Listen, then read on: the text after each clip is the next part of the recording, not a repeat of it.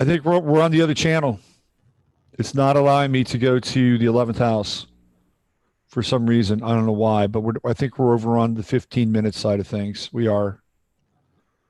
Yeah, it says you're live on YouTube now. Yeah, but I'm on. It's on the 15 minutes of flame side. It's not allowing me to go to the 11th house, and I don't know why. Hmm. So this I is have a guess. yeah, me too. So if you could alert people, maybe just go over to Facebook and let them know it's on the other channel today. I think that'd be a good place to start. Okay. And people will find it, just not as many people will. Do you want me to alert people? No, yeah, you're going to need to because it's a different channel.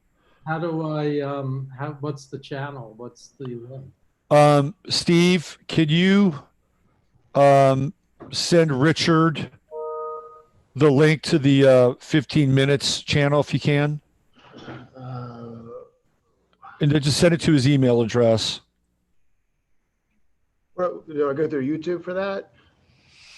Yeah, so you just go to the 15 Minutes of Flame channel, like the one we're normally on. Okay.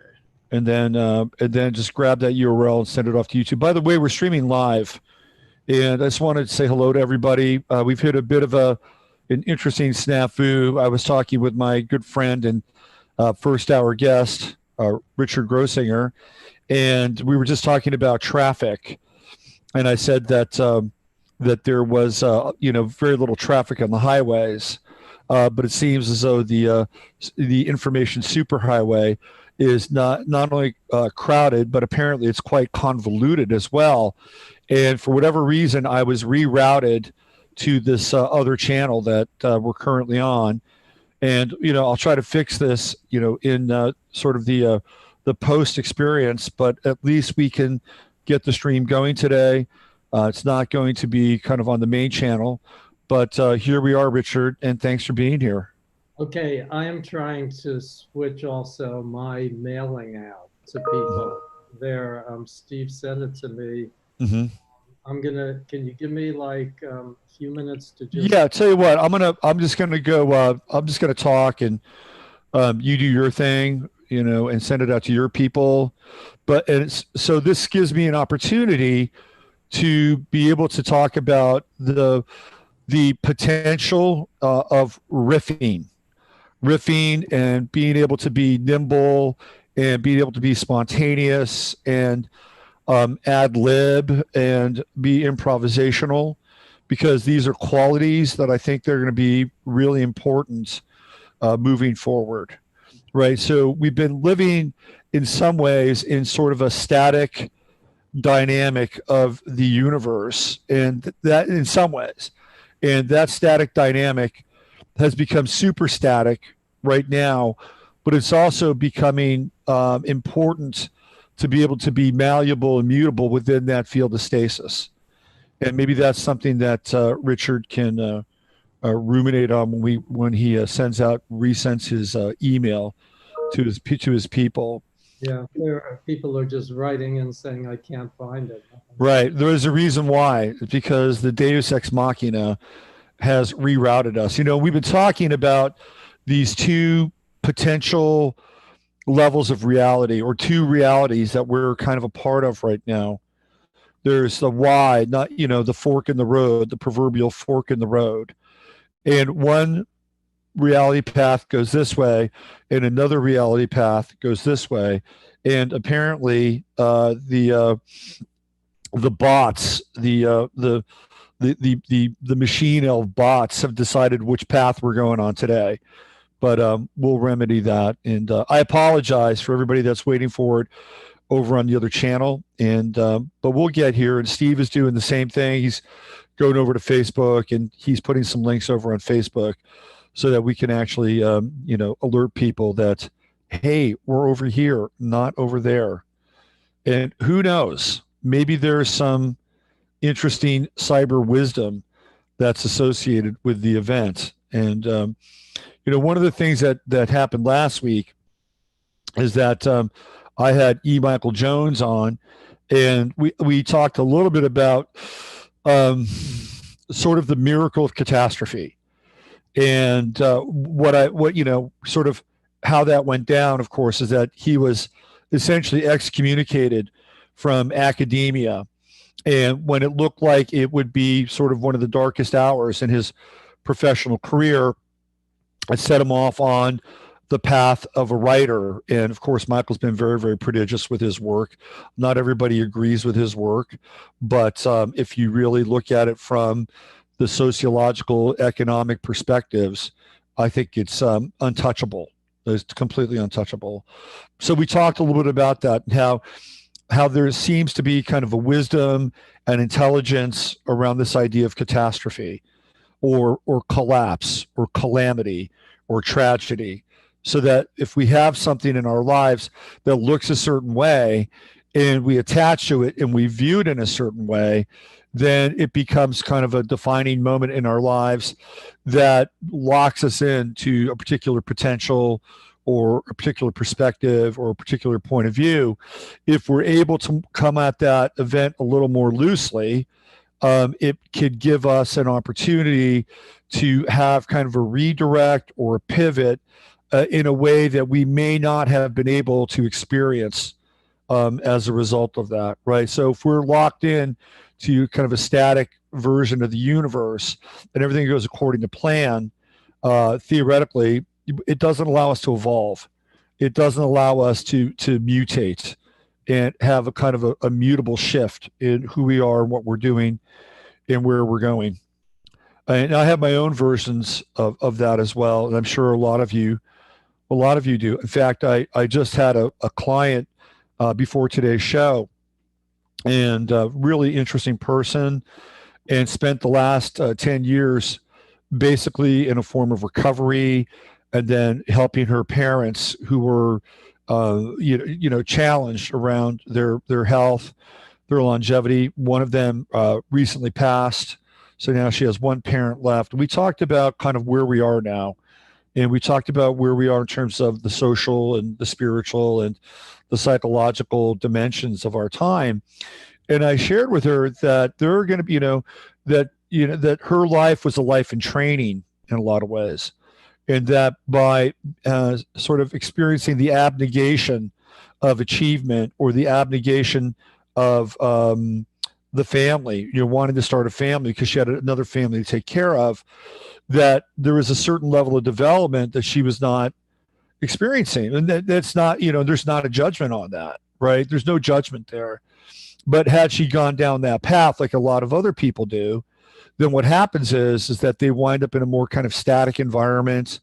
They have their, they have a job, they have a family, they have rituals, so they get put inside the hypercube, so that when something, catastrophic does happen, or when something tragic does happen, they have a very hard time dealing with the chaos. They have a really difficult time dealing with being able to handle a different version of reality. And it looks like Richard has completed his mission. I'm going to get right to him in a second. But I was listening to, I got your email. Thanks, Richard. I was listening to a talk show that I think comes out of Portland. I always forget these guys' names.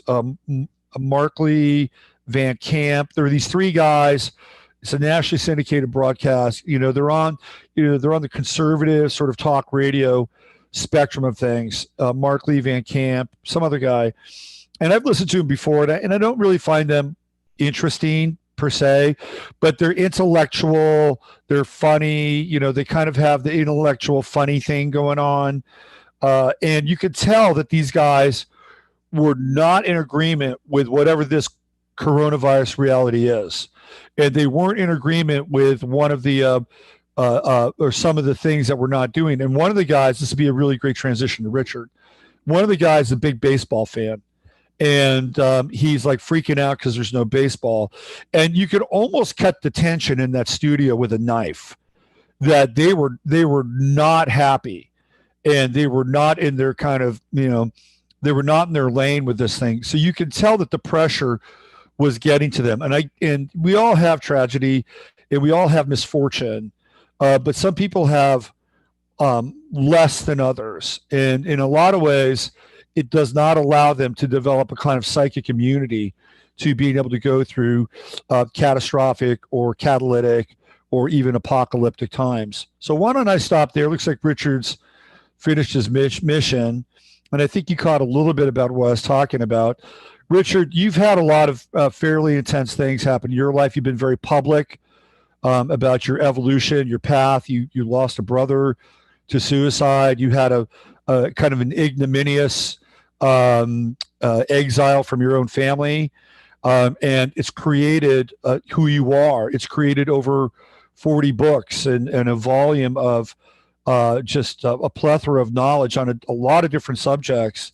So I wonder if you could chime in and talk about sort of the redemption of catastrophe or the redemption of loss.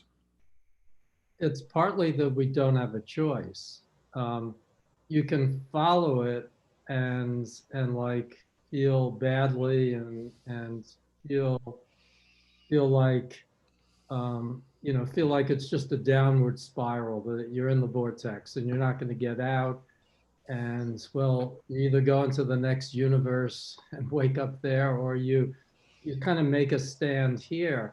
And I don't know exactly where that comes from, whether that comes from like past life subliminal messaging that comes through, or whether your guides like show you the signs, or whether it comes out of your own core somewhere.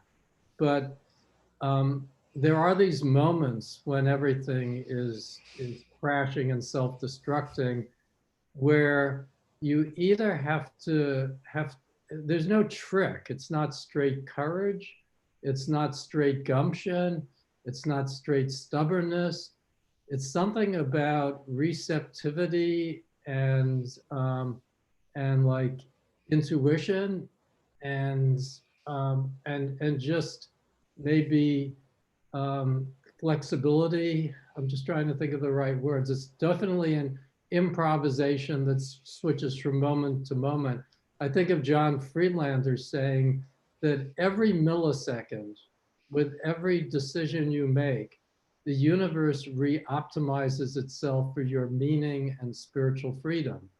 And it does that for every sentient being in the universe simultaneously.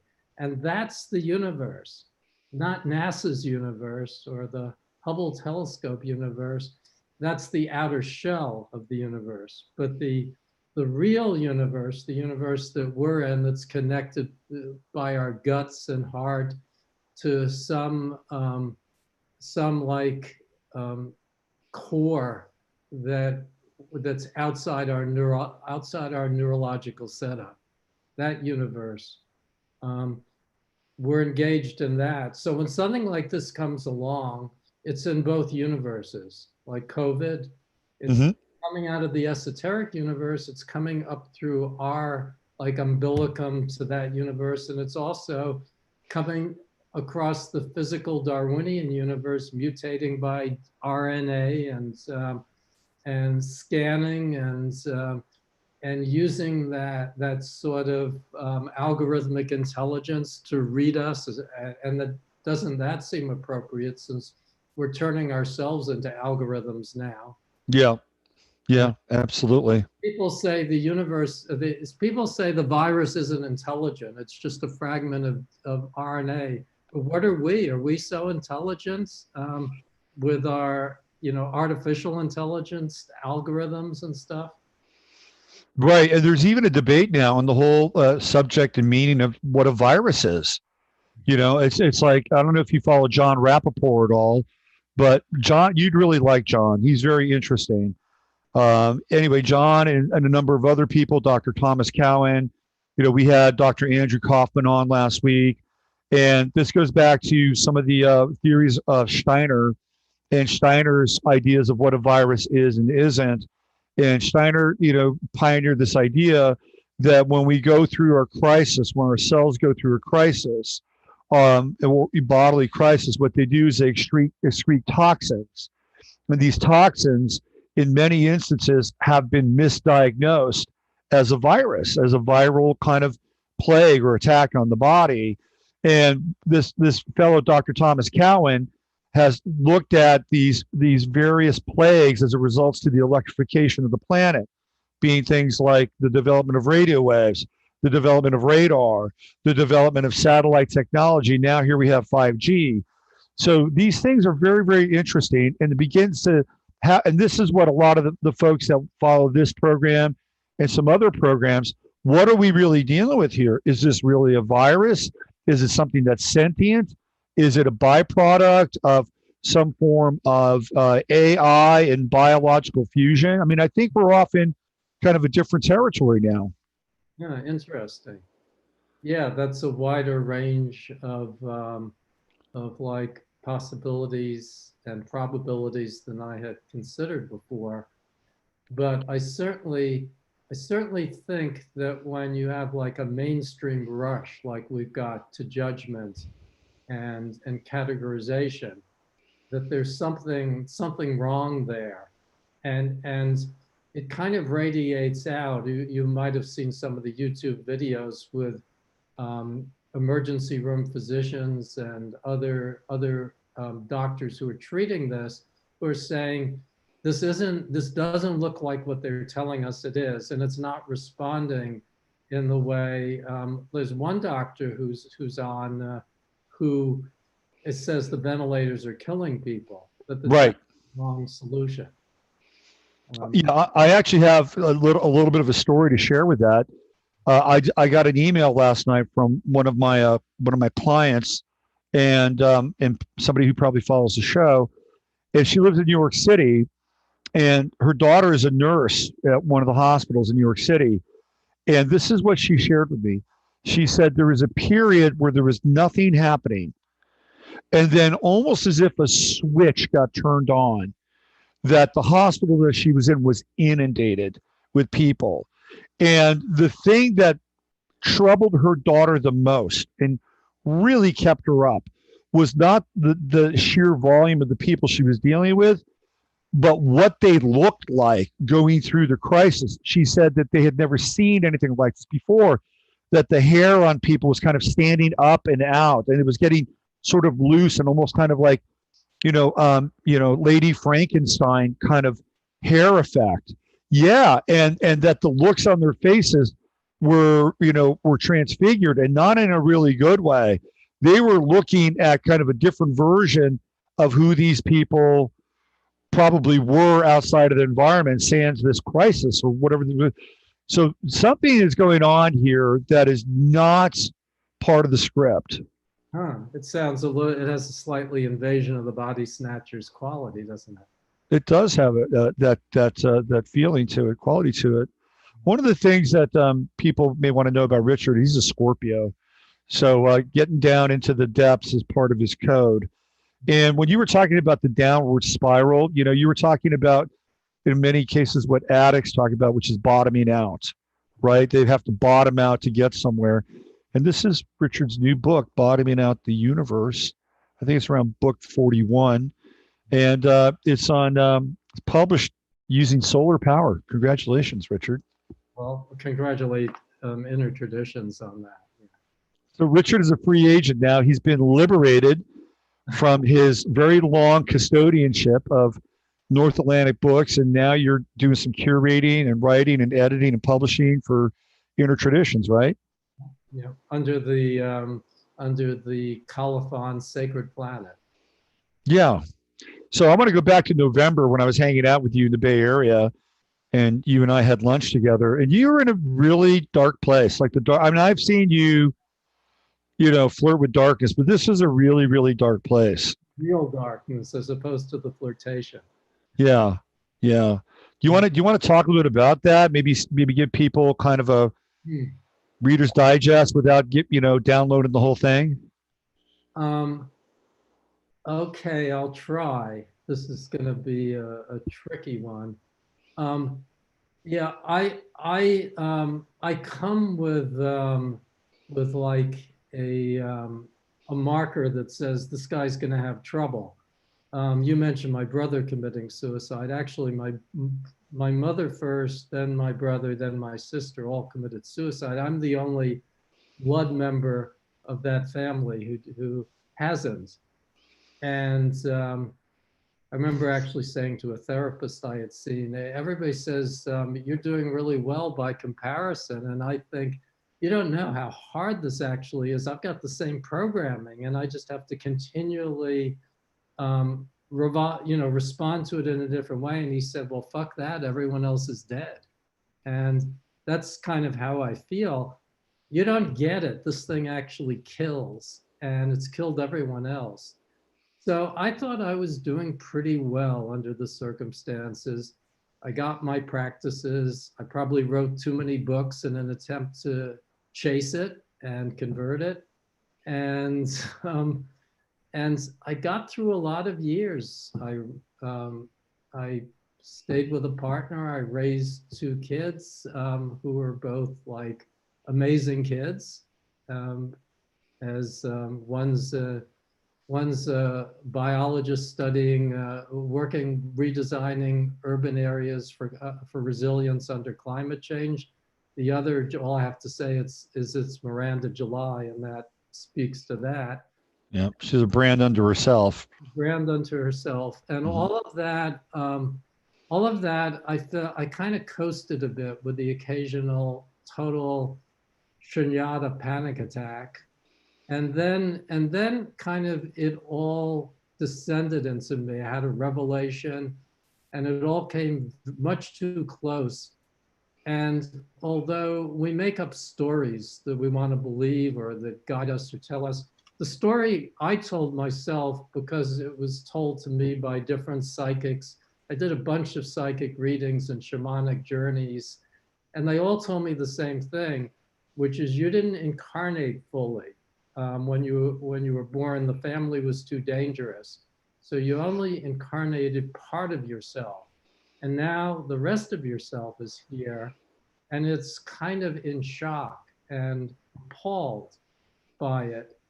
And that sort of fit because I was saying I felt like a walk-in in my own body. And the notion that it wasn't a walk-in, but that it was me began to sort of make sense. And I had by then, we had moved from Berkeley to Maine full time. And one winter under depression was, I thought winter was great after all those years in California, but one winter depressed, especially that far east and toward the Atlantic time zone, it made me feel I had to get out of there this winter. So we rented in Berkeley for the year and came back. And I mainly wanted to work with people. Found a great friend, Matt McKay, who's the publisher of New Harbinger and a longtime psychotherapist who works right now on the cusp of like spiritual initiation and psychopathology. And he was saying, like, you've got so many symptoms of psychopathology, but I think it's a spiritual initiation. And I don't know, I just worked with it. I worked with it breath by breath, day by day, week by week, no hope, no sense of ever coming out of it. You saw me in that in November. And then this whole event that I can't really talk about, whereby I was kicked out of the organization, company,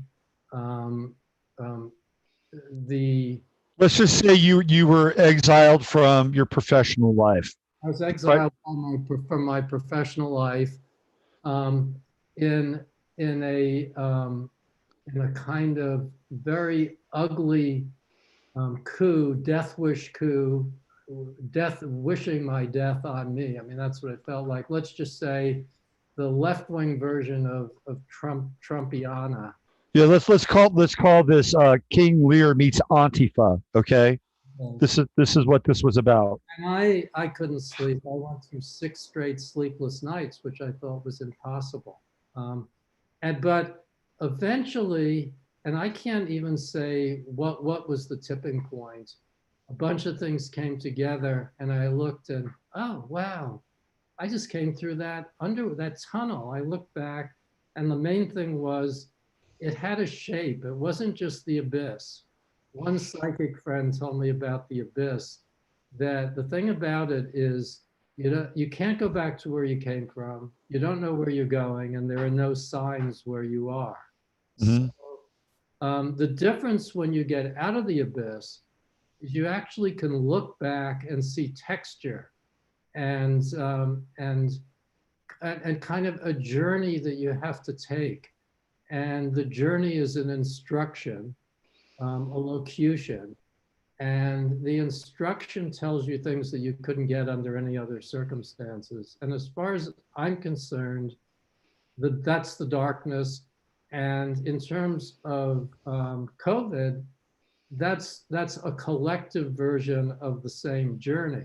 That whether you regard it in pure Darwinian terms as an unavoidable event of mutating amino acids chains, or you treat it as coming out of a 4 or 5 or however many dimensional field and morphing down into our dimension, our dimensional scale, it's still either way.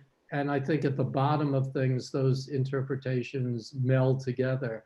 Either way, it's something that can that meets us at the point of our collective depression, our collective hollow, and asks us to use our negative capability to emerge. To It gives us an opportunity to use the negative capability to emerge. And this wonderful new friend I haven't met, but this, I don't know what intuitive, she doesn't like to be called a psychic in New York, Laura Aversano, she says that this applies equally to the people who've crossed over, that they Hmm. are on the other side of the veil, also continuing to transform.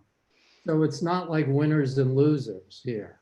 It's a case of collective transmutation and collective engagement with an entity. I think before we actually went live, we were talking about, oh, you mentioned the chapter in my book on the corporate takeover of reality and um, and artificial reality. And the thing about this is in a time when fake reality and real reality have become indistinguishable.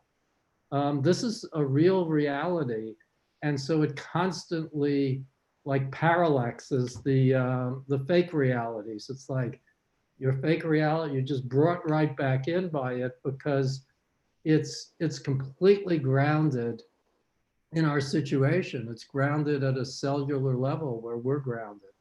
Hmm. Hmm. So Interesting. enough of a little, routing out. You should pick up. Well, so there were two things that I wanted to um, circle back with. One was earlier in the conversation where you talked about the suicides of your sister, your brother, and your mother, and then the feedback that you got from that therapist, and it struck something in me which I hadn't really thought of before, but it's actually kind of an interesting thought that in as much as we look around the world that we live in and we see the bounty of nature and the beauty of spring, even though it's been canceled apparently, and all these wonderful things that we take into our bosom and say, oh my God, isn't it great to be alive and be on earth and babies and kittens and all that stuff, right? That the other side of that is that the universe is also a killing machine, right? I mean, that's kind of this other sort of like parallel thing that's going on, Well, and that that's sort of that's the that's the material universe because it's a cycling machine. It's right, But yeah, I always think Adida. I'm not was never a follower of hers, but I thought he was a brilliant thinker. And he said the universe is not a machine of obliteration. And the word obliteration always seemed the right word there. It doesn't obliterate souls. It does obliterate. I mean, obviously, it's on a scale that's unimaginable, a Star Wars scale of colliding galaxies and exploding stars. Right.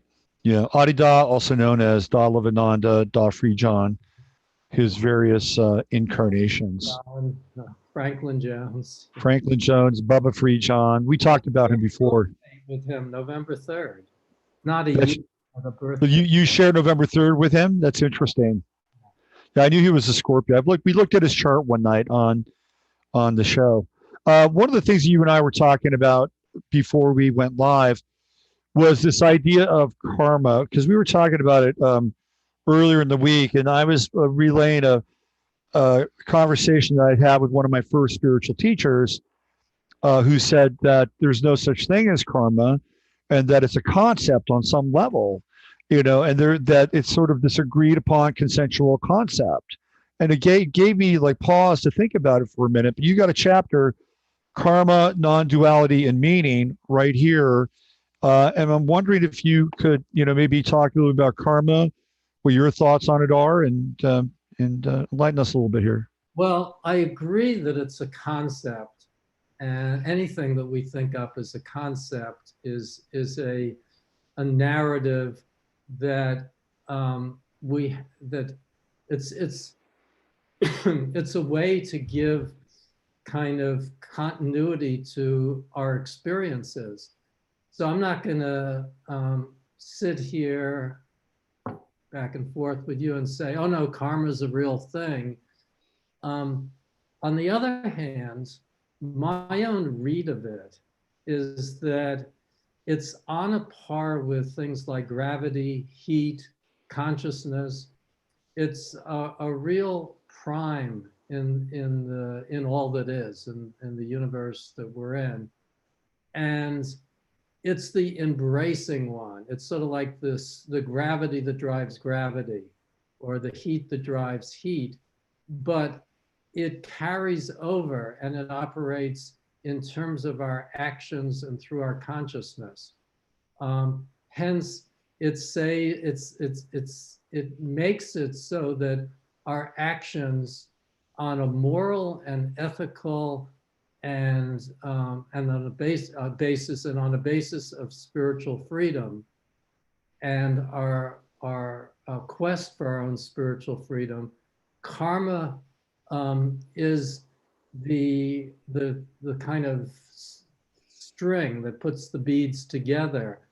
It's the going back to John Friedlander's statement, it's the way in which the universe keeps re-optimizing itself for us. It may not feel like re-optimization, but that's because we operate under the illusion that only when good things or things that we want to happen, are we on the right path. Often when good things happen, we're on the wrong path.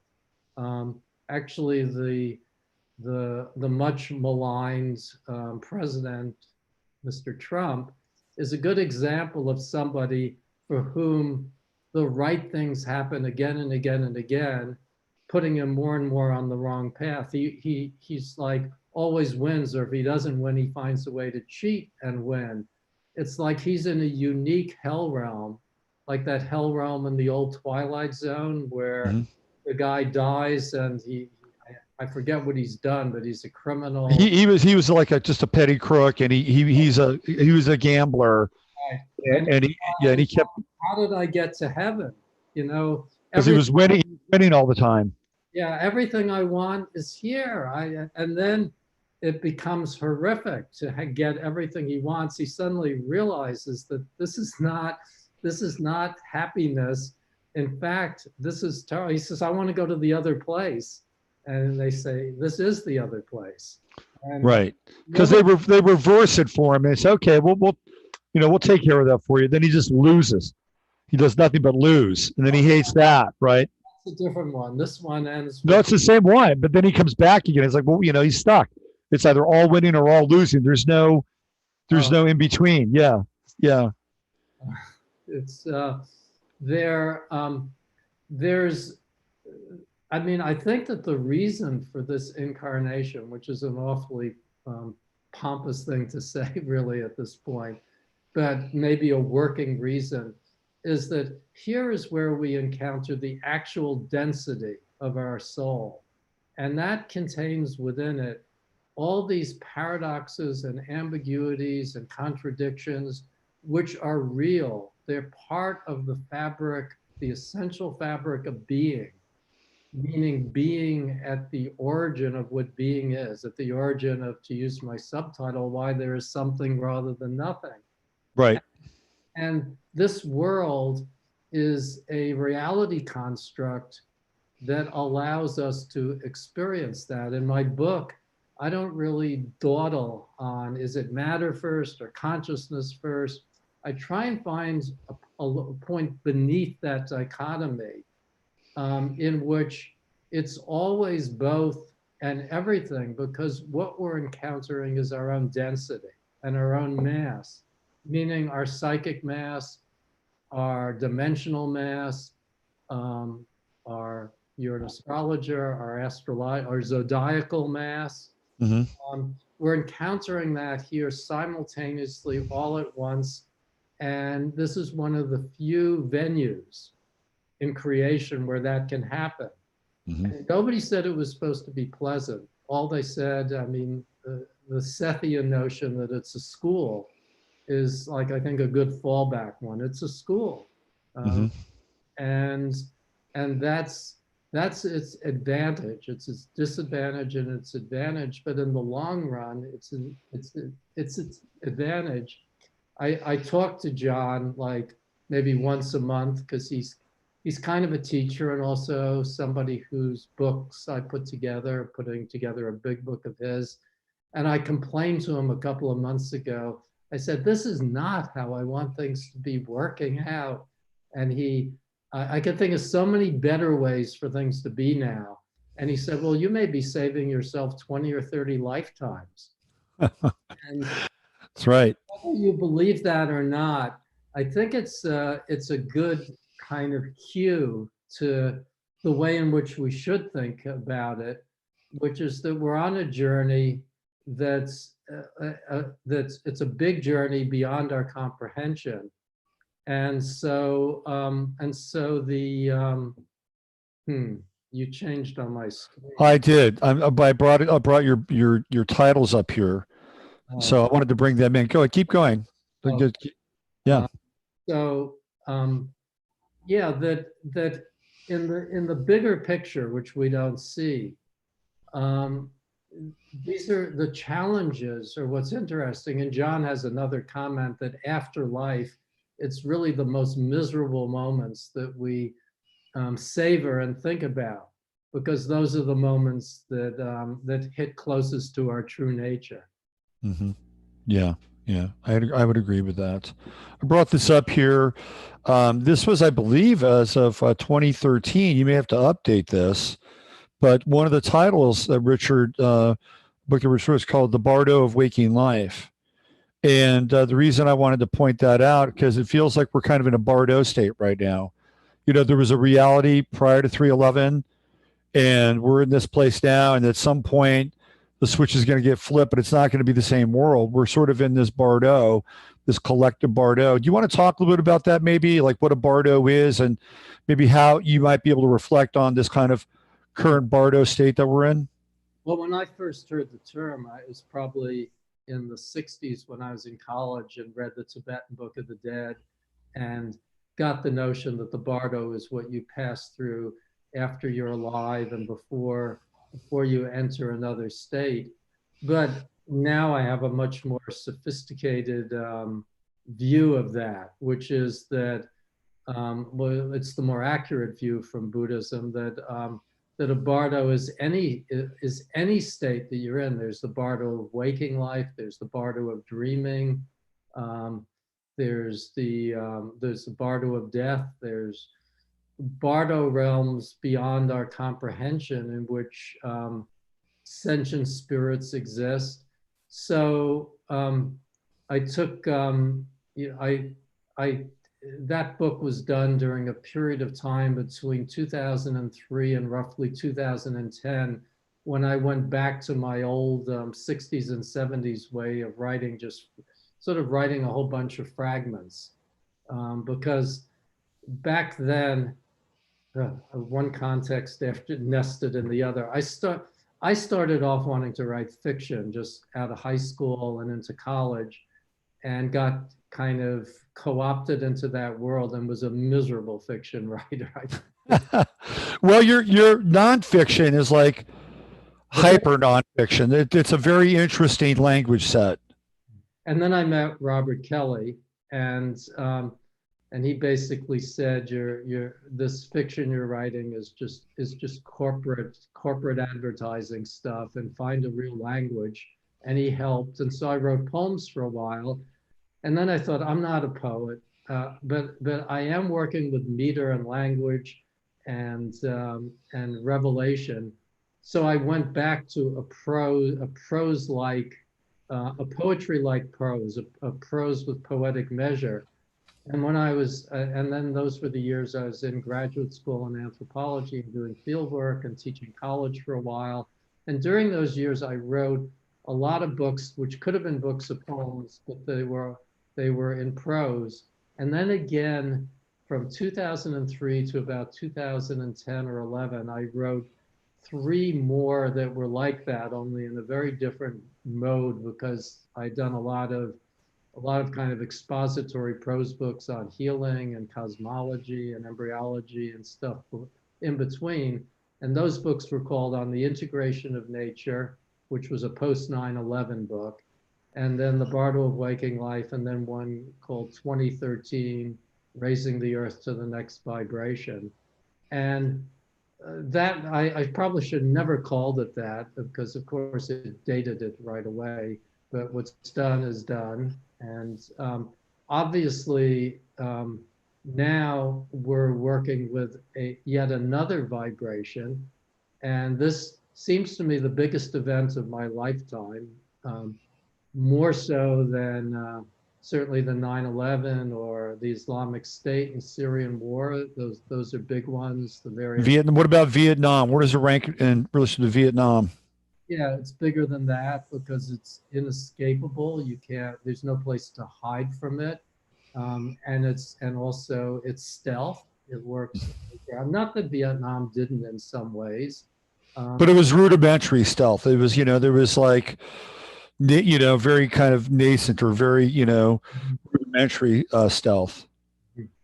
And Hiroshima is the one that comes closest to it, but Hiroshima is like one bullet. It's a very big bullet. It's bigger than COVID bullet, but you can sort of dodge if you dodge that bullet. Like the Cuban crisis was a good example. One phone call, and that was averted, narrowly averted, but it was averted. Some say by an intervention of spirits on another plane, but this one is not a single bullet thing. In fact, this one is just the opposite. Every bullet fissions into 1,000 other bullets. So, right, exactly. I wanted to give people a taste of your writing, and this one paragraph, I think, really kind of captures it in a certain way, and it's about karma. Karma predicates beingness and suffering, the cause or basis, ? That lies in some prior theogony or Apache dawn and reflects a latency beyond thought, a true bottoming out. As a temporal condition, nature is only conditional, dependent. Being is dependent too. I love how you go from a prior theogony to Apache dawn, right? I mean, that to me, there's a little bit further on. There's this. In antithesis to scientific dogma, which wipes out whole universes with the panache of keystrokes. I love that. Right. So these are, I think this is, it's not typical, but it begins to speak to some of the writing that you do at a really interesting, almost hyperfiction level. One of the go ahead. Remember that particular set of passages ends with something which I think is a great epigraph for what's happening now. It's something like, what is profoundly terrifying is terrifyingly profound. Oh, I love that. And that's that's great. how the universe works. And I actually apply it in the book. I'm talking about ISIS, the attempt of ISIS to scare, by like ritual beheadings and burnings and things. And then what the narco lords in Mexico do, they try and think of the most horrific crimes to just totally scare people, and they don't realize that they're actually driving those things into their own souls. And every territory they open, they're opening in themselves too, in the long game, the long game that we're playing. Mm-hmm.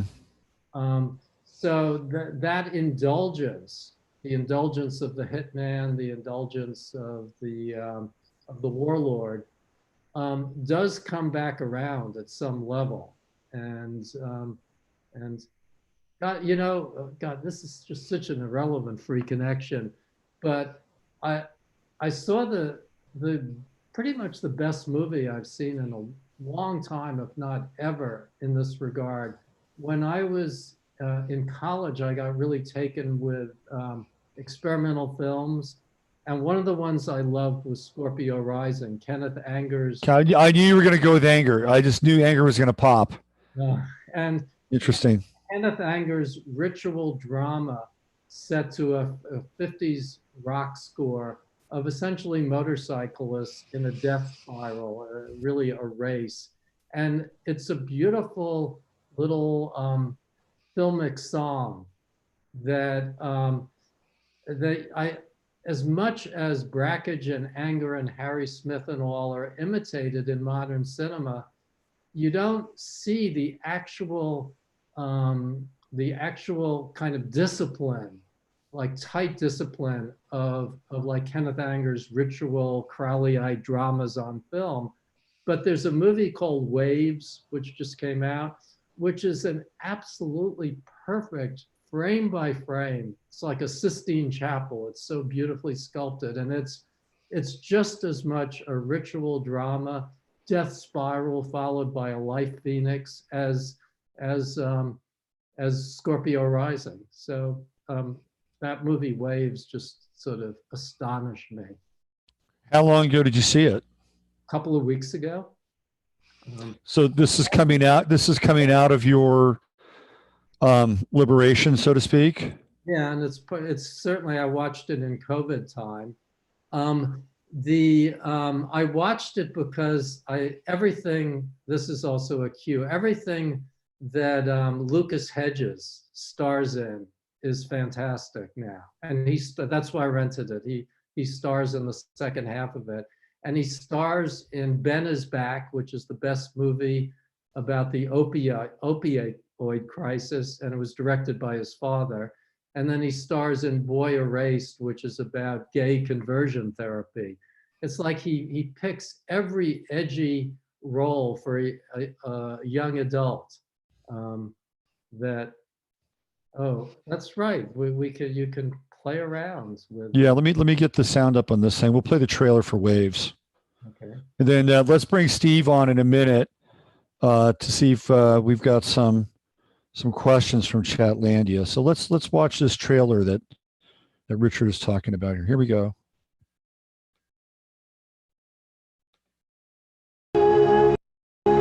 Love is patient. Love is kind. Love is not rude. It doesn't boast. Love also forgets wrong. I will always love you how I do. It's been hard, hasn't it? Let go of a prayer for you. How you doing? How you doing with everything? I'm good. Just a sweet word. You know it's okay if you're not. The table is prepared for you. I'm trying to give you the tools to succeed in this world. It's not easy out there. Everything I do is for y'all. Everything. I know you're under a lot of pressure right now, but I'm just getting really scared. But you'll have this place to call home. Everything's gonna be okay, all right? Always. We're in this together.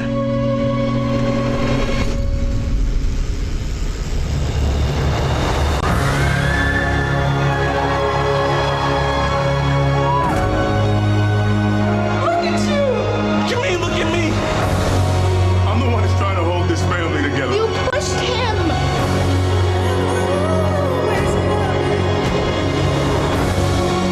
Lord knows I've held on to way too much hate in my life. But all we have is now. All we have is now.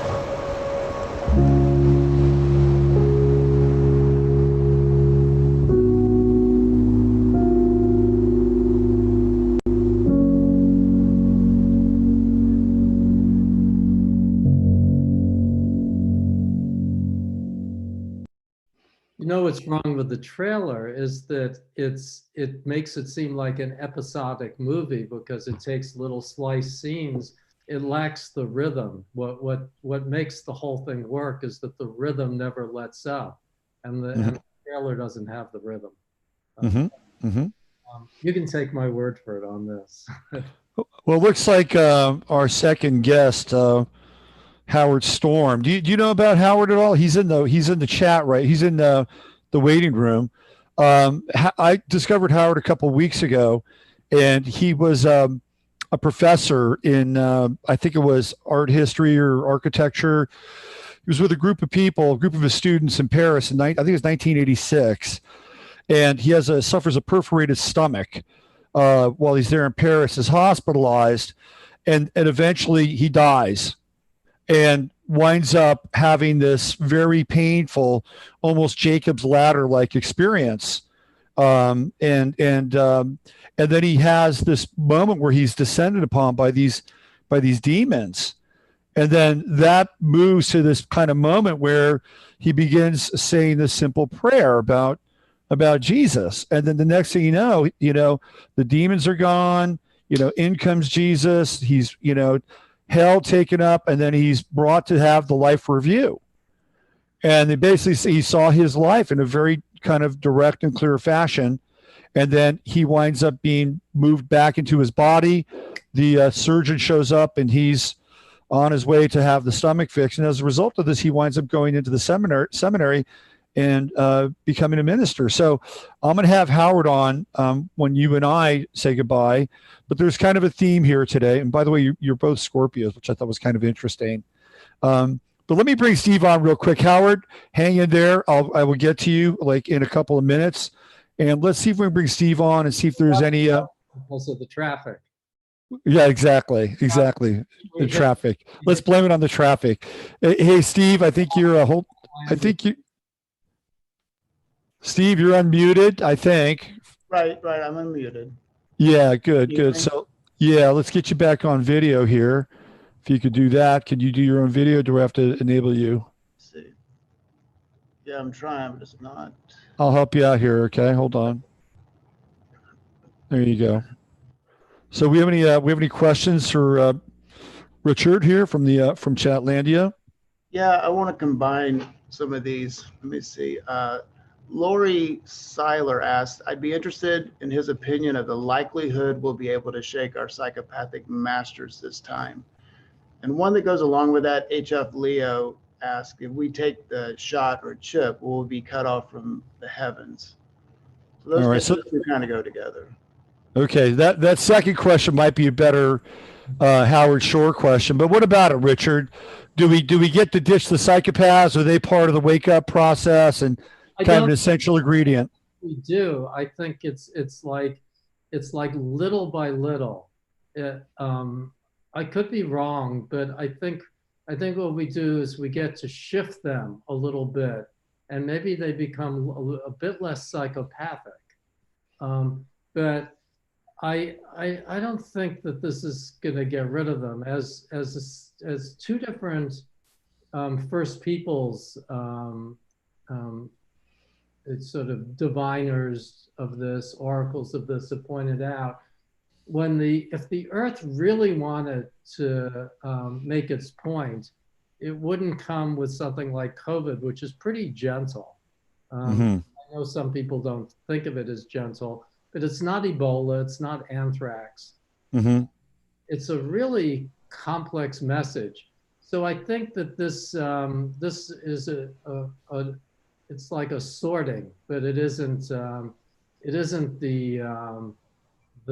total the total kind of flip of reality. So I don't think so. Somebody did point out to me yesterday, I can't quite remember who. Oh, it was Rob Resney actually, that we don't actually, there have been so many changes. I mean, this is just bringing it down to the little election. There have been so many changes that we don't even know who's gonna run anymore, because it keeps changing, and we may not see Biden versus Trump. No, it's not going to happen. But Biden's on the bullet train to dementia. That's just not going to happen. Yeah, and maybe it'll be Cuomo, which will be really interesting because it'd be at least a better debate. You know, he can string some sentences together. Right, he can string, and also, then we could have the the Queens, New York kind of gutter fight. Mm-hmm. Yeah, right, exactly. Well, Richard, an hour is too short. We're going to have to do this again sometime. Love talking with you.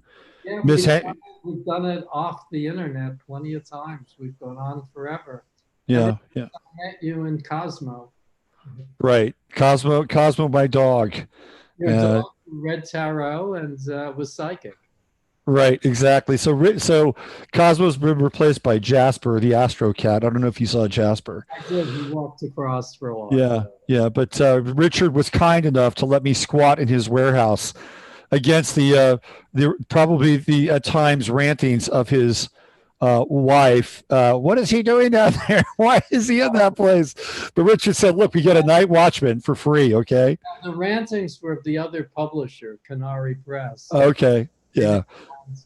They were like, "Who is this scary guy who's living in the warehouse?" And so I went and talked to you. I said, "He's not scary." Just because I was large, right? Just because I'm large. You're larger than this screen gives him. Anyway, that was how we started our friendship, and here we are many years later. And really want to thank you for that, and thank you for all of this. And let's get you back on sometime. And now that you got some wind in your sails with Inner Traditions, it's going to be a very interesting, next chapter in your life. And I'm looking forward to see what comes out of it. Yeah, thanks so much, Robert. Yeah, great getting the book. Yeah.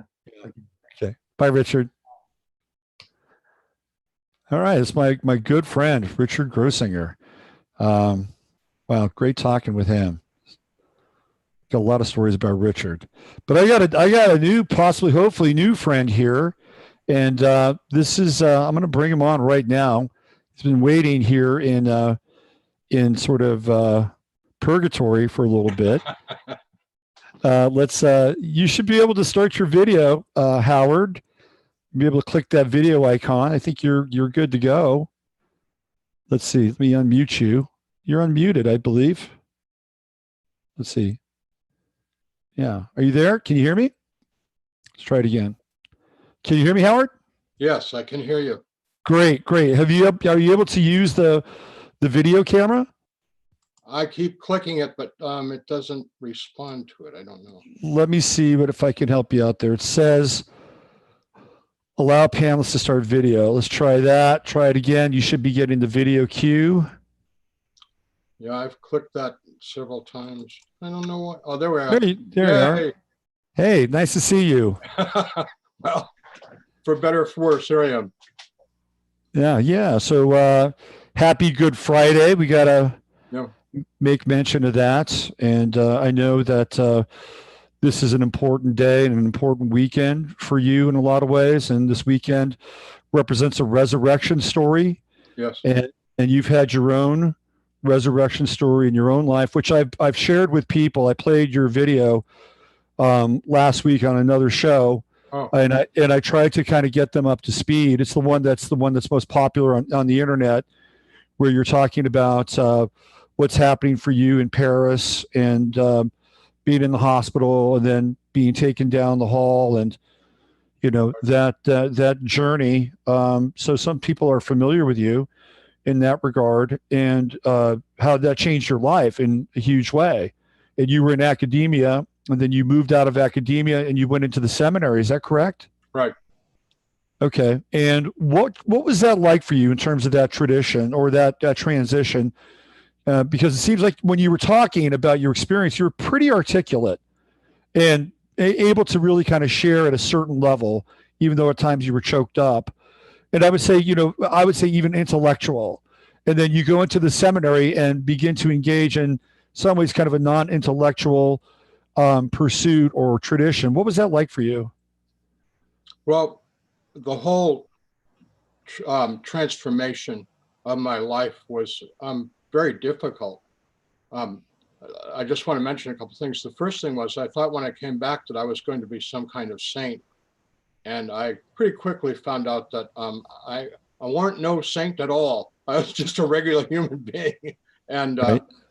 any sainthood was pretty far off in the distance. Matter of fact, in the unforeseeable future.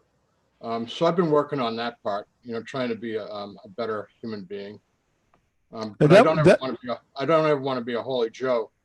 So giving up giving up my tenured full professor, department head thing that I'd worked all my life to achieve was a very painful decision because I love the students. I loved being an art teacher, but I really felt that I could make a better contribution to the world by going full-time in the ministry. I'd become like the ultimate church lady. I mean, I was at the church all the time, volunteering for everything. I painted the nursery and taught Sunday school and, participated in the worship as liturgist and stuff like that. But I really felt that I wanted to pastor because I found that the church was made up of ordinary people. They weren't no saints either. And but they were all striving to have a relationship with God, whatever. Each one was individual, and for some of them, they were pretty fine human beings, and other people were pretty far from God. But it was a world that I wanted to participate in because they were seeking the truth. They were looking for something, the same thing that I was trying to experience and live and pursue. Seminary was much more rigorous intellectually than my graduate work, which I did at the University of California, Berkeley, in art. The teachers took seminary training way too seriously, piled the work on us, but I loved it. And actually, if it weren't so expensive, because I was paying for it, it was very expensive, $300 a credit hour back then. This is in the late 80s, early 90s. That is expensive. Absolutely. I would have stayed in seminary for the rest of my life because I can't think of anything more fun than research and study and arguing. When I say arguing, I'm talking about intellectually arguing, disputing things and trying to assert, what is truth and what's reality, etc. It was so much fun. I just loved it. And if I could have, I would have stayed there for the rest of my life. Right. Interesting. There was a real tradition of that in Christianity back in the Middle Ages, where people would look at doctrine and faith. People like Aquinas and outside of that, Peter of Abelard. There was a real kind of intellectual pursuit that was based on this kind of fusion of intellect and faith. And I could see where that could probably appeal to somebody like you. That's interesting. So where did you study? Where was your seminary work done? I went to the second largest Methodist seminary in the world, which is in Dayton, Ohio, United Theological Seminary. Duke University is the biggest. And I had really excellent professors. Mm-hmm. Interesting. So what was this is an interesting kind of, realization when you come out of this really life-changing experience. You believe that you're headed towards sainthood. What led you to believe that? Like the specialness of the experience, the vestige of the ego, that you shared a commonality with other people that had something like this? Where did that come from? The primary source of it was Jesus, in the latter part of my near-death experience, showed me my life and answered all my questions and gave me a pretty clear understanding of what I had done wrong and what I'd done right, and what he wanted me to pursue, which was to be a left self-centered A-type personality. I was very driven. I was very successful being a driven person. So I thought I was like, sort of a super great guy or something, because I had the proof of my successes, but that was in an egotistical sense, walking over the backs of everybody around me, not Right. literally, but and what Jesus wanted me to do was to be less self-centered and put the needs and concerns of other people ahead of my own. And it's not easy because, the ego is always looking out for itself. And so what I've been trying to do, of course, is to rely more upon, there's different terms for it, but the cosmic consciousness, Christ consciousness of the world, and less on my own ego consciousness, which is very small. I often tell people I live like a dog, and I love dogs. I've always had dogs. I've got 2 dogs now, and I'm not. But prior to my experience, I lived like a dog. Whatever, get what I could get. Right. Right. Me. Right. I understand that in my own experience in many ways. I was going to ask you. I wanted to ask you about your wife. Now, are you still married to the same woman? Did she stay with you? No. Okay. So that's interesting. I wanted to ask you about that because you were married at the time, and there was a woman, your wife, then standing next to you through the whole experience.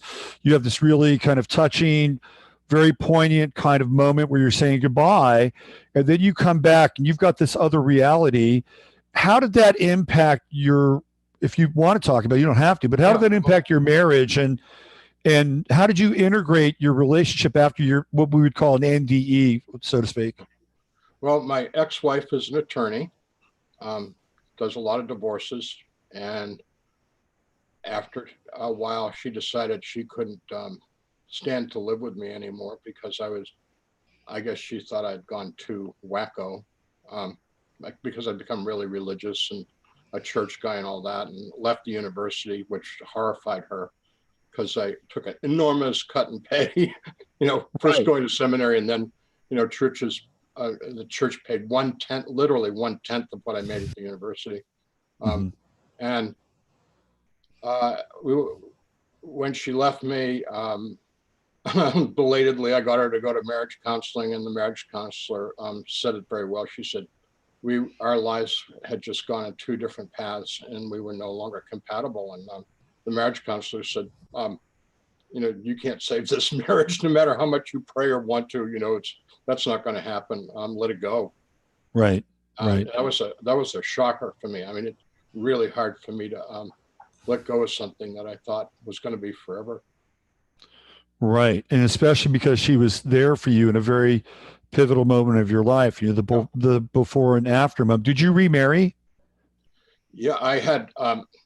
So I was, kind of angry about women, and I thought I would never marry again. I thought having a nice, warm, fuzzy dog was enough comfort for me in life. And then I met this extraordinary, beautiful, loving, kind woman who shared the same faith that I shared. And we met in Al-Anon, which is a subsidiary of AA, Alcoholics Anonymous. And we started, I heard her story, and then she learned my story, and we started dating, and pretty soon we were kissing and hugging and thinking about getting married. It's just a pretty whirlwind thing. That's a good story. Did she know anything about you, or did you have to kind of say, hey, I'm this guy and this is what I went through? So we were taking a walk in the woods one day, and I'd asked her a lot of questions about her life, and she said, I don't know anything about you. Who are you? And I said, well, rather than me taking all your time, I said, I wrote a book and pretty much tells my story. So would you like to read the book? And it's short, not a difficult read. And she said, sure. So she read the book, and she went like, oh, wow, I had no idea. How long ago was that when you guys met? And 15 years ago. 15 years ago. So one of the things that I was talking with my friend Richard about, who, by the way, interesting enough, is from the Berkeley area, and you went to school in Berkeley. So interesting kind of Berkeley connection there. One of the things that I was talking about with him, and And kind of a theme is sort of I had E. Michael Jones on. I don't know if you know Michael's work at all. He's an interesting character. No, I do not. Yeah. So we were talking about, for lack of a better term, the blessing of catastrophe. Yeah. And Good. I like it. Yeah. And I was wondering maybe if you could maybe like kind of riff on that or give your perspective on the blessing of catastrophe. Well, it would be fun if all life were mountaintop experiences where we could just live in ecstasy all the time. But, even Jesus had to come down from the mountain, from the Mount of Transfiguration. He had to come down from the mountain. And it's interesting because the first thing he does is he's confronted with challenges and disciples who don't get it at all. They're like kind of dumb, kind of thick-headed.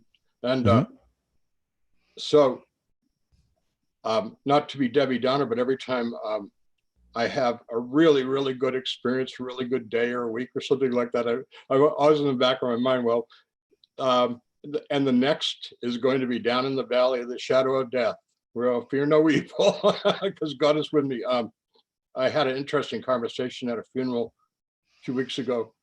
I did the funeral and real old time Baptist pastor came and he said, I want to tell you something. He said, in the 23rd Psalm, it says, as I go through the valley of the shadow of death, he said, we got to go through that valley. And it's an important part of life to do the mountaintops and the lows. But this whole life is, as a friend of mine once put it to me, it's school. This is school, and it wouldn't be any kind of school if there weren't challenges. And sometimes the challenges are a little overwhelming. I can't tell you the number of times I've said to God, God, can you back off on the drama just a little bit, please? It's a little too much drama for me right now. Can you ease it up just a little? I'm doing the best I can, but I don't know if I can handle much more of this. Right. Yeah. Yeah. That's interesting. I'm on your website right now, and I want to show people your book, which is My Descent into Death. And you'll see Howard here in front of a lovely stained glass window. And then Anne Rice supported your book, which is quite interesting. She wrote the foreword. She was a teacher. Her and her husband, Stan, taught at San Francisco State, where I went to college. And Anne had her own very interesting, I guess we'd say, conversion experience, as it were. Yes. How did you meet her? And what was it like connecting with her on a personal level and kind of maybe a philosophical level?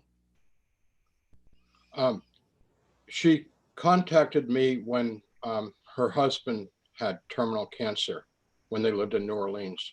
Mm-hmm. And she'd become interested in near-death experiences, and at that time had gone back to the Catholic Church, had a huge turnaround in her life because she had left the Catholic Church and left Christianity altogether. And now she'd just recently gone back to it, and she was also interested in trying to tell her husband about near-death experiences, trying to give him some comfort because his time in this world was coming to an end. So we had an email relationship, and it was very nice. We've only met once in person, and the foreword that she wrote to my book is extremely flattering. I wish it were as true what she said about me, but she's a really very kind, lovely person, and has written a lot of faith-based books, which she's taken a beating for because she had a following in the vampire world. A lot of people. Sure. Anne was very gothic. I mean, that's how I would describe Anne Rice. Very gothic. Yeah, right. Yeah. And so they did not like it when she started writing Christian books and things like that. She wrote several books about Jesus, and she's a good woman. She has health problems, and she's had problems with the church. I don't want to go into her business, but I know about this stuff, and she's kind of given up on the institutional church, but not she's not given up on God or Christ or her faith. Mm-hmm. Mm-hmm. That brings up a very interesting point in the history of the Catholic Church and various offshoots of the church. Mystics have been often labeled heretics. Yeah. Padre Pio was sequestered away and moved out of circulation because of the things that he could do. Teresa of Avila, very similar, again, sequestered, put away because of whatever it is she was experiencing. And you clearly had, for what I would call a mystical experience, even though you went into it from a hell realm to a non-hell realm. Have you ever been labeled a heretic by people inside of the church, or how have you had to deal with some of the aspersions that were kind of cast your way?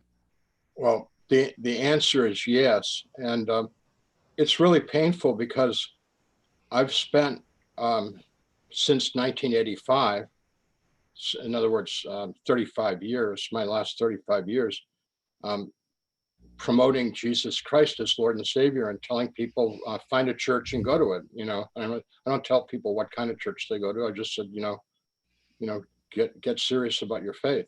That's my wife, Marcia. Howard, this is a very attractive woman. Yeah. Oh, you're telling me. Congratulations. Thank yes. You. And she's more beautiful on the inside. That was the other piece, and I was going to let you finish that one on. Yeah. When I've gotten emails, mostly been emails or letters or whatever, denouncing me as a heretic, and then I'm Satan, and I'm turning people away from the true faith, and so that it's just like a real stab in the heart, because it's like, guys, I just came back from Africa. I just came back from Peru, evangelizing, speaking to thousands of people, promoting Jesus Christ. And you're telling me that, like, my message isn't, in accord with whatever your doctrine is and stuff like that. It's just like, give me a break. There's times when Christians spend so much time bashing each other, which is one of the things that I really don't like to do. Is I don't like to bash other people. I have friends that are Jehovah's Witnesses and real strict traditional Catholics and Southern Baptists and things like that. And I love them all. And you know what? When we put the essentials of the faith in the forefront, we don't have problems. When you get down to little details about what's the proper way to baptize, or what's the proper way to do communion, blah, blah, blah, then you can start getting into arguments. But it's all nonsense. Those things are not important. Faith comes down to, I'll make it, I really believe it's this simple. Basically, observing the 10 Commandments to the best of your ability, and loving God with all your heart, mind, soul, and strength, and loving your neighbor as yourself. If you do that, you got it. And everything else is window dressing. Yeah. Amen to that. I would agree with that wholeheartedly. Do you think that some of the motivation of the people that you've experienced, what I'll label loosely as hate, would be jealousy? Are they jealous that you had this experience, that you were actually able to have this moment with Jesus? Do you think that's entered into it at all? Well, I don't know my severest critics well enough, and I don't want to know them that well. But my guess is that is a real element, because there's a real commonality amongst them. It's like, how dare I say that I met Jesus? How dare I say that I know what Jesus wants? How dare I say that, I have this kind of relationship or intimacy with God? Who am I?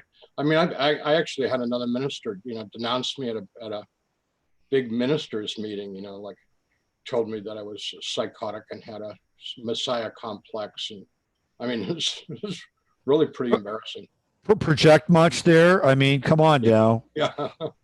I bet you if they could have spent even half a minute of their life experiencing what you experienced and how you articulately shared your experience, they'd have a very, very different point of view, right? When you get led down into that, what I call the hell realm, where you were bottomed out, there was no light, you had these people tearing at you, these I guess they would be demons or whatever, and whatever was going through your heart and your mind, the panic, the emptiness. If they could just have 30 seconds of that, they'd probably be whistling a very different tune. Am I right? Well, I quite agree with you. I wouldn't want anyone. I wouldn't want Adolf Hitler, Joseph Stalin, Osama bin Laden. I wouldn't want anyone to experience what I've experienced. And the sad part is that a lot of people are, and some of those people that are going to experience that are churchgoers who think that they've got all the answers and they think they're living just right. But as it says in Matthew 25, Jesus said, you called me Lord, Lord, but I never knew you, because they aren't they aren't living and promoting harmony and love and peace and kindness. They're promoting dissension and bigotry. And by bigotry, I don't mean just racial bigotry. It's like, we're right, our tribe is right, and all you other guys are wrong, and you're all going to go to hell. Mm-hmm. Right. Yeah. On the flip side of that, you're also, or have been, kind of a bit of a celebrity in the near-death world, which is a very, very different kind of world than your post professorial life. Yeah. And in that world, right, are they willing to talk about your experience with Jesus? Well, that's really okay, but we really want to talk about is the near-death thing, right? Where do you fit in that world? Well, there's a whole range of near-death experiencers, and I love being with them because we can speak in shorthand. Because we know that, like, let me give you an example. When we say love, we know we're not talking about what people think of as love. We're talking about something much more intense and greater than our human concept of love. So it's really fun to be around them because we know that there's a depth of understanding, but also within the whole world of near-death experiences, there's the Christians, and then there's the non-Christians, and there's even a few people that think that Christianity is some form of bigotry. And I don't see it that way at all. I believe in a highly inclusive faith as opposed to an exclusive faith. I've had very profound relationships with Hindus and Muslims and Buddhists and other people of faith, and people of no identifiable faith who just are incredibly loving, kind people, but they're not churchy people. Mm-hmm. Right. And I just want to say, I pastored churches for over 30 years, and I know what's wrong with the church. Nobody has to tell me what's wrong with the church. I totally get it. Right. Right. So that's an interesting perspective. And earlier on, you maybe see if I can rephrase this correctly. You talked about cosmic consciousness or cosmic Christ consciousness. Is that the term that you use? Yes. Yeah, which is something I firmly believe in, and do my best to kind of anchor in my own life. And I think a number of people who are listening to the show or in the chat would do the same. Last week I had Dr. E. Michael Jones on. He talks about this concept of logos, and that this sense of logos is ascending now in our lives, and that he doesn't sweat anything because you're right there with him. Are you right there with him? Yeah. Beautiful. Yeah. And he's like, hey, listen, I know how this turns out. It's going to be good. Right. Right. I know the ending. Yeah. And the interesting thing about the book of Revelation, I took a class in the book of Revelation at a Catholic seminary. And the whole point of the book of Revelation, which people always want to focus on the dragons and the terror and the armies and the slaughter and the pestilence, stuff like that. That's not the point of that book at all. The whole point of the book of Revelation is exactly that it all turns out beautiful. I mean, we get a whole new world and a whole new relationship. It's literally heaven on earth is what's coming, and it's not that far away. And Jesus showed me that. Where are we now? Let's talk about where we are now. It's Corona, COVID, planetary lockdown, in really strict rules being enforced, right? I mean, these are, 6 feet of separation, social distancing. You can only get essential services or essential goods. Feeling very, how do I say this? Babylonian in some ways, right? Yeah. It's feeling a lot of gravity right now. Yeah. So given that, and your that your perspective, where you've been, your ability to think through things, analyze your relation with faith. Where are we now? Well, of course, we're in a period of everyone has to make a lot of personal sacrifice. I'm fortunate because, I've got some pensions and my wife is working from home. And so she's got her income. So we're blessed that way. But, I can't go to church. I'm doing church on the computer, which is How do you feel about that? Horrible. Yeah. I mean, it's really painful for me, but because I love the community of church. I mean, I love the worship, but I also like just being around all the people that I enjoy being around.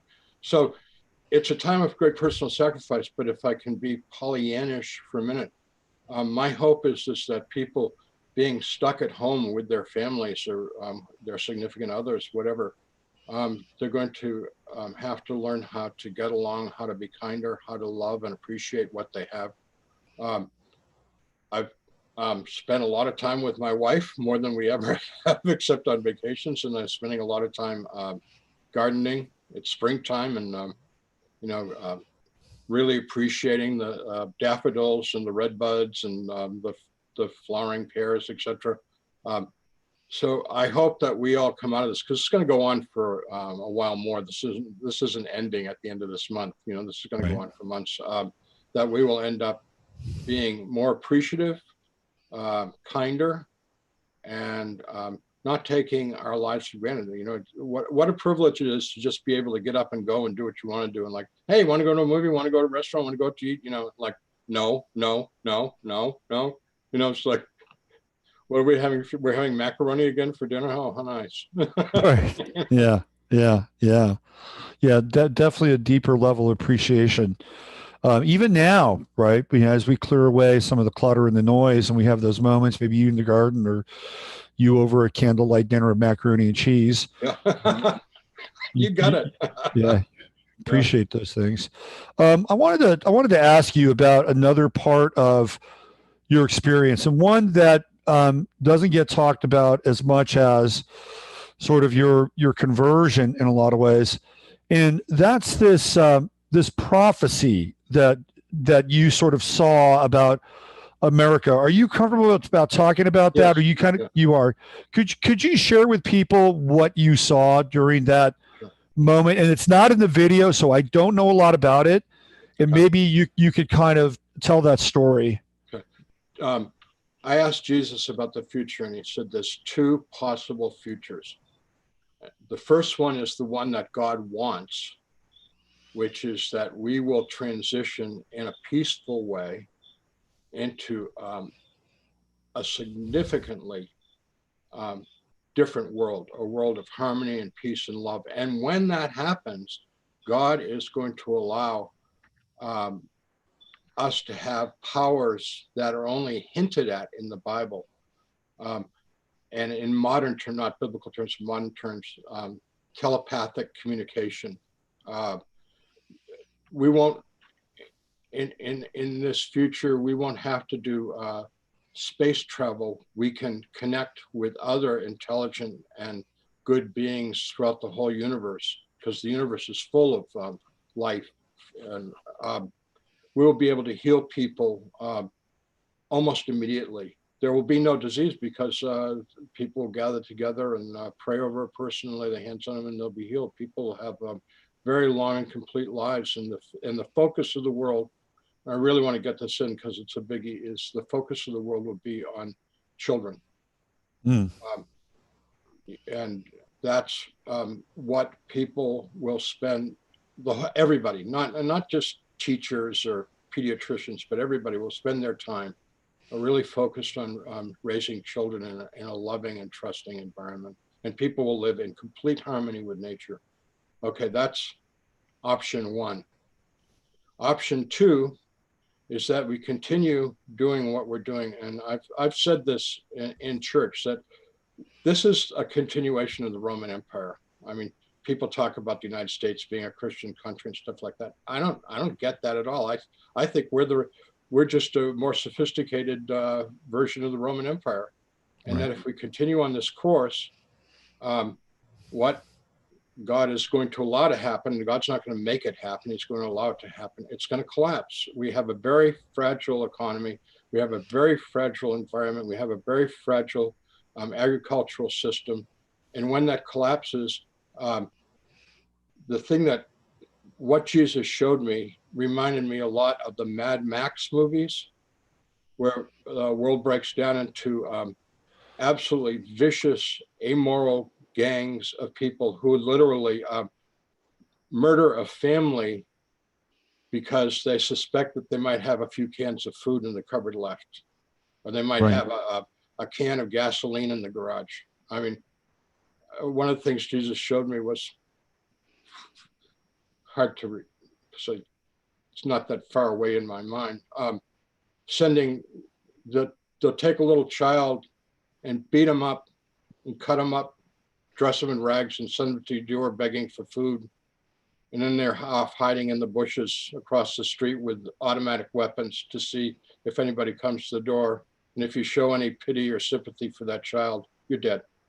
So you were actually shown this vision. Yes. Yes. This is a very specific vision.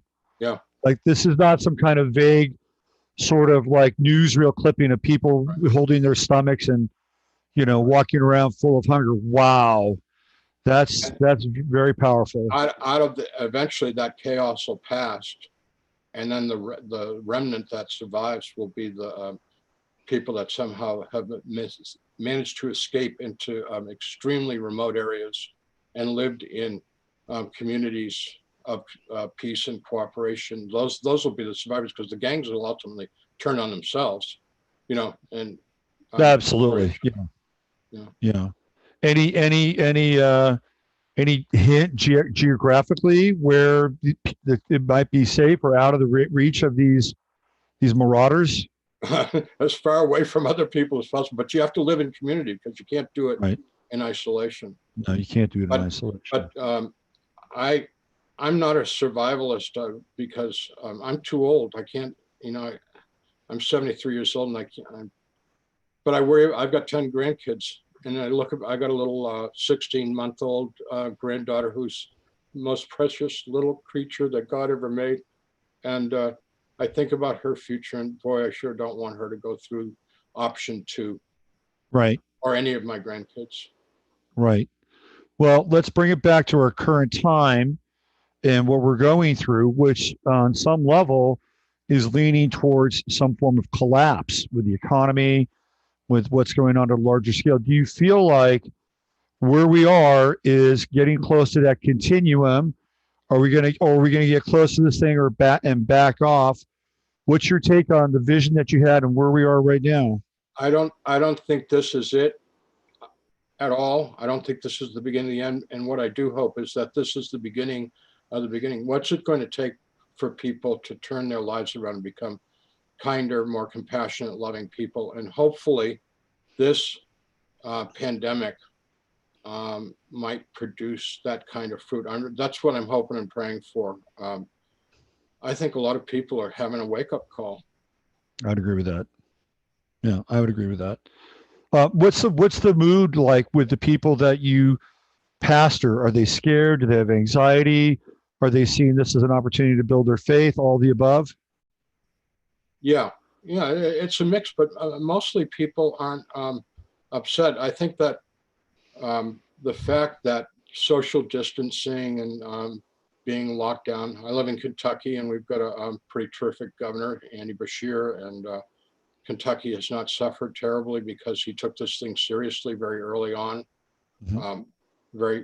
Not too many cases of COVID-19 and very few deaths in this state. I think a lot of people are thinking, we can do this. We can beat this. I mean, it's a nasty disease. I mean, it's like being around a rabid dog, except it's an invisible rabid dog. Mm-hmm. You don't know who it's going to bite, but I think people are feeling like we're beating it. Mm-hmm. Good. Another question I wanted to ask you before we bring Steve on, because I'm sure some people in chat will have some questions as well.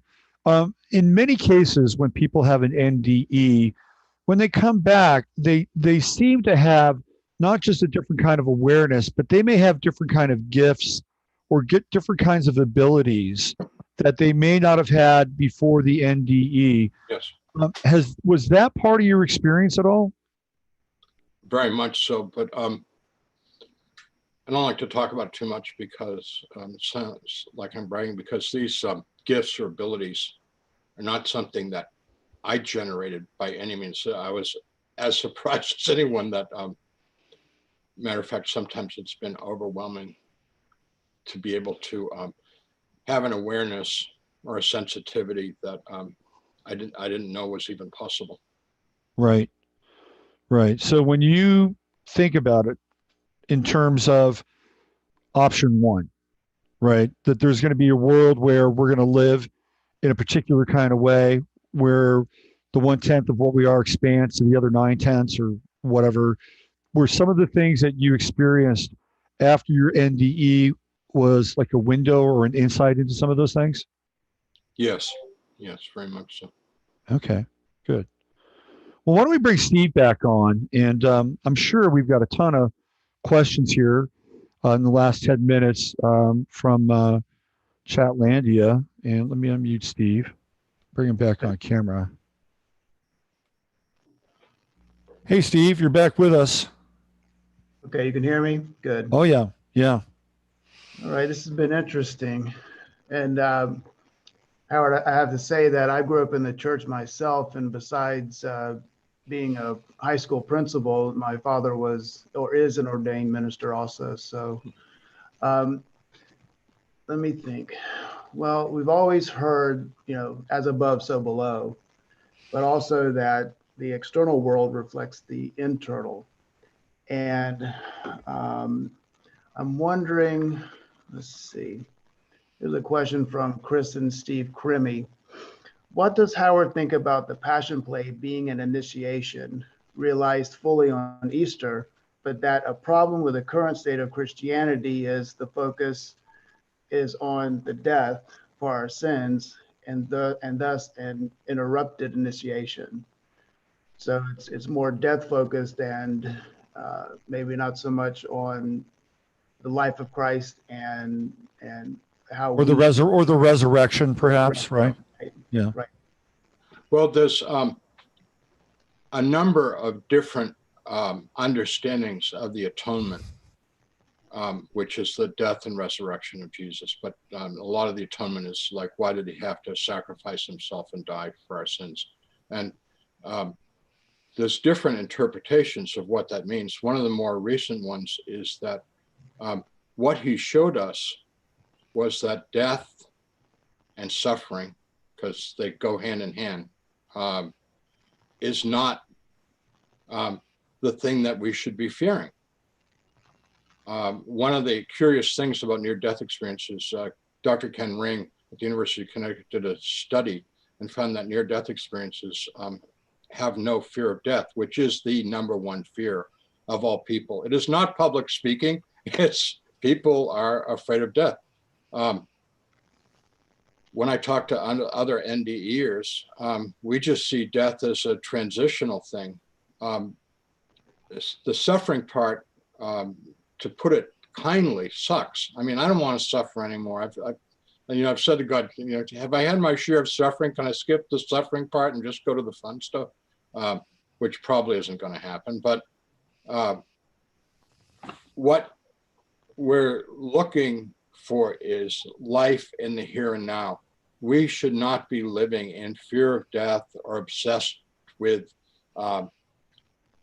becoming immortal. Like, it's so funny. They talk about people, their fame will live forever. I mean, the Greeks were obsessed with that your name lives on forever and ever. And like, nobody's name lives on forever. Nobody can name more than, 4 Greek people, great. I mean, what we need to be focused on is in the here and now. And part of the here and now would be when the end comes, how do you do that? How do you relieve your family of their anxiety? How do you relieve them of their worry that this is the end of you, because dying is not the end. It's actually the beginning. So I don't want to sound, I mean, this may sound crazy, but I see the day that I leave this mortal coil, it's my birthday. It's when I become who I truly am. Interesting. Yeah. What else, Steve? What else you got from Chatlandia? Yeah, I'm wondering too, because we claim the victory, but so many Christians seem to be they're just sitting waiting. They're a little complacent in the victory, and I'm wondering what your thoughts are on what our role today in the external world should be. I believe Jesus said, or I think Jesus said, heaven is spread upon the earth and men don't have eyes to see. So how much should we be sitting back, believing and waiting, or as my mother says, put legs on your prayers. Yeah. Right. Well, the thing that I recite from my experience more often than anything else is I asked Jesus, if I were to come back to this world, this is when my hope was that I was going to go on to heaven and not come back here, which any rational person would hope for, because heaven is a lot more fun, a lot nicer than this place. He said my job was to love the person that I was with. And I totally didn't understand that at all. I thought that was kind of simplistic and silly. And 35 years later, I'm still trying to figure out how to love the person that I'm with. And some days I do an okay job with that. And some days I totally mess it up. And it goes back to putting other people's needs and interests ahead of your own. When you're with like really kind, loving people, which is why I like to hang out in church, because people are on their best behavior at church. So, you get to see the good side of everybody, mostly at churches, hopefully. But in the real world, you meet people that are angry. You meet people that are, I was visiting my son-in-law, and when I was leaving, his neighbor pulled a gun on me and threatened my life. And it was like, oh, that's interesting. Totally out of the clear blue. And, my way of loving that man was I drove immediately to the police station and told them what had happened. And I said, I don't want to press charges, but I want to scare this guy so that he never does that again. And they went over and talked to him, and he lied and evaded it. And so I went to the assistant district attorney for the county that I live in, and he wrote this guy a very strong letter. And the guy has not threatened anybody in the neighborhood since. He was the neighborhood bully. He was the guy that always, when the kids' football or baseball landed in his yard, he'd run out and take it. Oh, right. Yeah. That kind of guy, Anyways, so the loving thing is not always, Hershey kisses and smiles and flowers. Sometimes the loving thing is, telling a person that their behavior is unacceptable and will not be tolerated. Right. Absolutely. Yep. We have any more questions for Howard, Steve?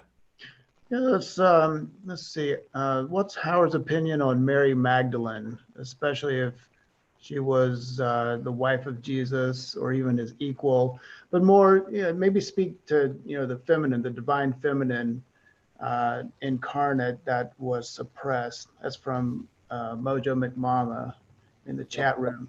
But what are your thoughts on the divine feminine? Well, the early church gave it much more emphasis, but when the misogynist church came into controlling the whole thing, when Constantine turned the church into a state religion, it became as misogynist, anti-feminist as the Greek and Roman culture, which was really, really oppressive to women. Women didn't have the status of cattle, okay? I mean, seriously. And so there were churches that were founded by the apostle Mary Magdalene. And we know from archaeological evidence, because we found it carved in stone, which is, pretty good evidence that there were churches founded by her and named by her. And eventually what the church did, and I know you know this, they turned her into a prostitute, which is not in the Bible. and discredited her and diminished her. And they made Mary, the mother of Jesus, into an otherworldly creature. You know, I don't want to go into it.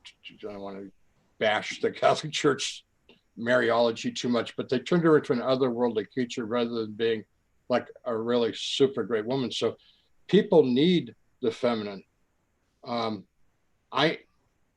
One of the reasons why God made this whole marriage plan is men and women are so different. I really love Joel Gray's Men Are From Mars, Women Are From Venus, and we are put together in the traditional marriage to learn. And so my upbringing, my dad was a World War II veteran and stuff like that, hyper masculine, hyper, domineering. My mother was completely, I mean, totally 100% submissive to my father, including him beating her and her not complaining when she got beaten up. We need to learn from women and respect them and promote them, and they need to learn from us how to assert themselves and seek their own individuality and not live off men, and men shouldn't be in any ways living off women. We should be, it's not a matter of one dominates and the other submits. There's a thing called partnership. We can be partners and support and love and enhance each other. And I hope to God that I'm doing that in my relationship with my wife. Right. I think our souls are equal, but here in the material, we have different roles that, like you said, in a partnership, they complement. And it's also for the family. Yeah. But we also deny ourselves. Like, I got to tell you this little anecdote about it. I've always loved gardening, and mostly flowers. And for years and years and years, I would only garden like in the backyard where nobody could see me, because I was afraid people would think that I was a sissy if they saw me down on my hands and knees, weeding my flowers and planting, daffodils and stuff. And you know what? It's taken me decades, but now I'm a proud gardener, and I'm not ashamed to be out in the front yard on my hands and knees, futzing with the plants. And I'm not ashamed to be seen loving my grandchildren and, playing on the floor with them. Mm-hmm. Yep. You got anything else, Steve? I think that's good. We could probably go for another hour, I'm sure, but yeah, easily. Yeah. So is your book still for sale, Howard? Yes. Amazon, or can be ordered through bookstores. I also have 3 other books too, if anyone's interested. Oh, really? What are those 3 other books? I didn't see them on your website. What are they? One of them is kind of an autobiographical, like what my early childhood was like, and the things that I did in ministry. And I tried to be brutally honest about some of my successes and failures and things like that. And another book is called Befriend God, Life with Jesus. And it's a book exclusively about Jesus, and doesn't have any of anything about me in it. It's all about Jesus. And I worked on that book for decades, and I consider that to be my most important work. And another book, I wanted to write a book about how I see God working in the world. So I wrote it as a novel. People have said to me, this is awfully autobiographical. And I said, well, actually, it's got bits and pieces of lots of people in it. But what I was trying to do was tell the story of how God does work. Because I don't believe in magical thinking. I think that that's really wrong. But I do believe that there are miracles, and that God does help us find the way, primarily through the assistance of good people. Mm-hmm. What about paintings? I see you got some paintings on your website too. Oh yeah, I'm still painting, and nobody ever buys them, sadly, because I was always hoping that I would be rich and famous off it. But Hollywood's making a movie of my story, which may come out this year if I'm lucky. And Warner Brothers is doing it. And so maybe I'll achieve some notoriety from the movie. Who is playing you? I don't know. Brad Pitt? I don't know. I'd put money on it. It might be Kirk Cameron. Just saying. Just saying. Well, Howard, it's been great to have you on. I was really, I'm new to your story. I just discovered you about a month ago, and it's been out for a while. But I'm glad I did, and I'm glad we had you on today. So thank you for being here, and I hope you're able to communicate with your people and your ministry in person as quickly as possible. Well, thank you. It's been great fun talking with you both. You've been very good, and I like the cat. What's his name? This is Jasper. Jasper, yeah. Yes, he's a regular guest on the show. So. He looks like he's quite comfortable. Jasper is actually running things. I'm just along for the ride. Yeah, right. I get it. Yeah. Well, listen, take good care. Have a good Easter, and when your movie comes out, let's have you back on, and we'll talk again. Great. Thanks. Happy Easter to both of you. Thank you so much, Howard. Happy Easter. Okay, that was Howard Storm. That was pretty cool, huh? That was very cool. Yeah. And it was like it exceeded what I thought he could bring to the table. Just a super nice guy, and interesting in that he's got these different relationships with these different worlds. There's the kind of the Christian world where he's sort of kind of heretical, and the NDE world where they may not want to talk about Christianity, and then he gets in the cosmic Christ consciousness stuff. I mean, that was really cool. Yeah, he has a good handle on things. He's not an extremist on either way. And Mojo Big Mama says Howard is a sweet, gentle soul, very smart and insightful too. Thanks for inviting him on the FARcast. Yeah, absolutely. Yeah. And then Richard, wasn't Richard great too? Yeah. We have to have him back sometime. Richard. He's an interesting character, and he's rubbed elbows and shoulders with a lot of really fascinating thinkers and minds. Terrence McKenna, so he's got a lot of stories to tell. Richard, it's interesting too because Richard and Howard are both Scorpios. Mm-hmm. Richard was actually calling us today or on Zoom in Berkeley, and that's where Howard did his undergrad work, was at Berkeley. And today's the Scorpio moon, so it's Scorpio Day. Oh wow! Yeah. Oh, Howard's still here. How about that? All right. We'll start over. Yeah. So why don't we get on out of here? And I'll be back on Sunday night, hopefully on the other channel. I got to look into that. You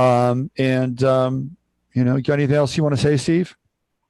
No, I think it feels good. Good show. Both guests complimented each other, and feels good. Okay. So you know what they say, use your head to discern what's real, your heart to stay open what's possible. I'm Robert Phoenix. You've been watching the Friday FARcast. Thanks again, Steve. Great job today. And we'll be back on Sunday night. Bye for now. Bye.